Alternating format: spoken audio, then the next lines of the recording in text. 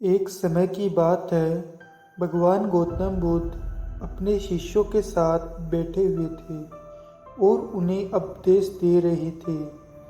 तब उन्होंने अपने शिष्यों से कहा, क्रोध इंसान का सबसे बड़ा दुश्मन है। क्रोध करने वाला व्यक्ति खुद को हानि पहुंचाता ही है, लेकिन दूसरों को भी हानि पहुंचाता है। वह प्रतिशोध की आग में जलता है और अपने जीवन को बर्बाद कर लेता है।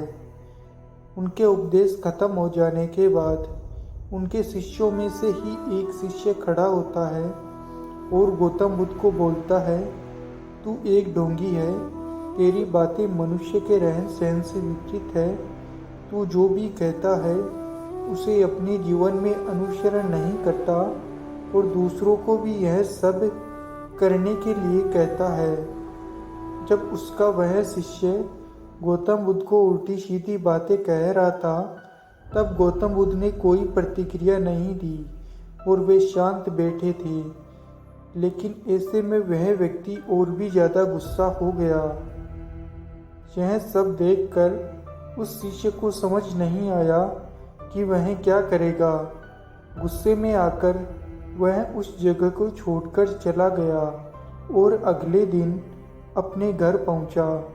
जैसे ही वह अपने घर पहुंचा, तब तक उसका दिमाग शांत हो चुका था।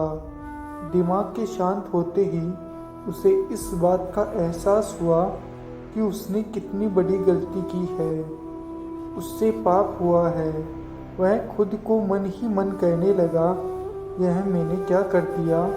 मैंने महात्मा बुद्ध का अपमान किया है, ऐसा पाप मैं कैसे कर सकता हूँ? मैंने बहुत ही बड़ी गलती कर दी, मुझे जाकर उनसे माफ़ी मांगनी होगी। यह कहकर वह तुरंत ही गौतम बुद्ध के पास चला गया, लेकिन गौतम बुद्ध उस स्थान पर नहीं थे। ऐसे में वह शिष्य जगह जगह भटक कर उन्हें खोजने लगा। जैसे ही उसे महात्मा बुद्ध मिले तो वह उनके पैरों में गिर गया और उनसे कहने लगा, मुझे माफ़ कर दीजिए, मुझसे गलती हुई है, मैंने आपका अपमान किया है, मैंने यह बहुत बड़ा पाप किया है। यह सब देखकर गौतम बुद्ध ने उससे कहा, शांत हो जाओ, क्या बात है मुझे बताओ, तुम कौन हो? गौतम बुद्ध के यह पूछने पर वह शिष्य चौंक गया। वह सोचने लगा, महात्मा बुद्ध मुझे कैसे भूल सकते हैं, मैंने तो उनका अपमान किया था। यह सोचकर उसने महात्मा बुद्ध से पूछा, मैं वही शिष्य हूँ जिससे कल आपका अपमान किया था और आप इतनी जल्दी मुझे कैसे भूल गए? हमें कल की बातों को कल ही छोड़ देना चाहिए, वह अच्छी हो या बुरी, इसके बारे में बार बार विचार नहीं करना चाहिए। मैं बीती हुई बातों को पीछे छोड़कर आगे चलता हूँ और ऐसे ही हम सबको भी करना चाहिए। गौतम बुद्ध ने उस शिष्य से कहा। महात्मा बुद्ध की ये बातें सुनकर वह शिष्य और भी ज़्यादा प्रभावित हुआ और उनसे बोला, मैं आज से आपकी हर बात को माना करूँगा।